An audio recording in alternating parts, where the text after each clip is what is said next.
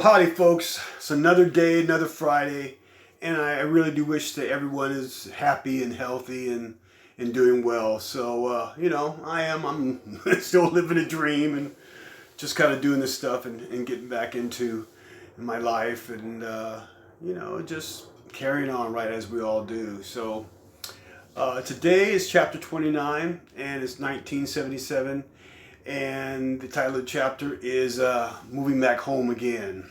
So life in Pensacola, Florida, got to be kind of a challenge. Got a chance to play with some really great people and rub shoulders with of course, some phenomenal artists like Starbuck, as I told you before.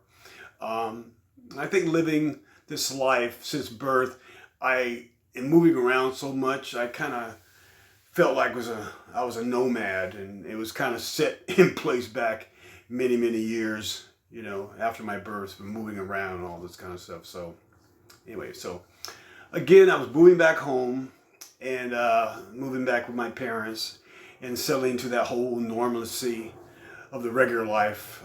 I got a job working at a local construction company as a laborer. It was quite a scary job, and I was always afraid I was going to, drop something on my hands or cut my hands off, or, my fingers or something, or worse. But a man's got to eat. So,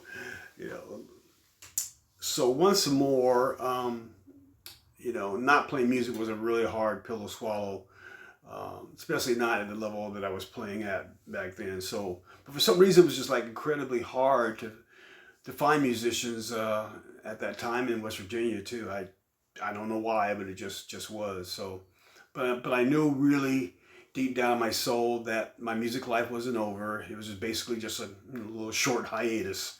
So we all do what we got to do. So as I mentioned before, I was working at a construction company, and I met a guy named Joe, and Joe was from Charleston, West Virginia. Super nice guy with a huge heart, and we talked a lot about life and what we were doing and the whole thing. And so we both were really frustrated with the job, and he was thinking about moving back to West Virginia. And so he asked me if I wanted to go with him.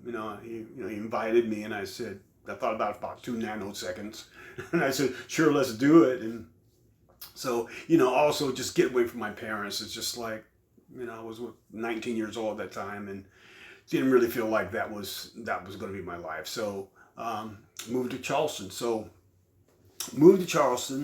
And Joe's parents had 2 houses, one of which was out in the country, which was their primary residence, and then they had another rental in the city in Charleston.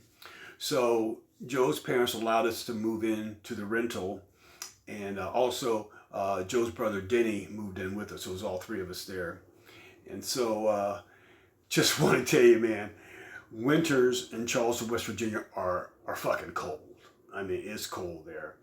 And sort of Joe neglected to tell me that there was no heat in the house, but there was a fireplace, right? So, we used the fireplace a lot, and, none of us were working. Joe wasn't working, Denny was, and I wasn't working, but the parents were nice enough to kind of give us a little bit of money to live on.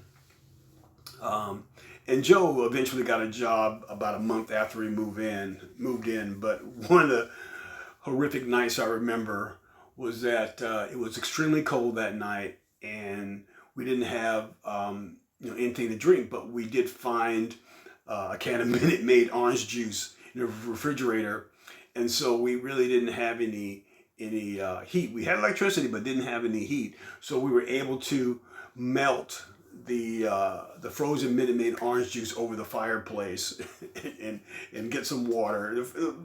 It was hard because it was really the pipes were getting frozen, and God, it was just a nightmare. So, but we were able to melt it to enough. It was pretty thick, and I think Denny went out and got some water somehow. But anyway, we were able to dilute the Minute Maid orange juice and have something to drink. And I remember our dinner of choice was macaroni and cheese. Yum. Minute Maid orange juice and macaroni and cheese. Breakfast or dinner of champions, right? So anyway, we we were lucky enough to spend Christmas at Joe's parents' house, but you know, finding a job for a black guy in Charleston, West Virginia during that time was hard. And like I said, Joe found a job, and so you know, I decided at that point that I couldn't really go on that way. So I'll tell you what happened in the next chapter. So anyway, thanks all for everything. Little short, quickie chapter. Still gonna be some pretty cool stuff coming up in the next couple chapters. So anyway, have a great day, and I'll talk to you soon. Bye.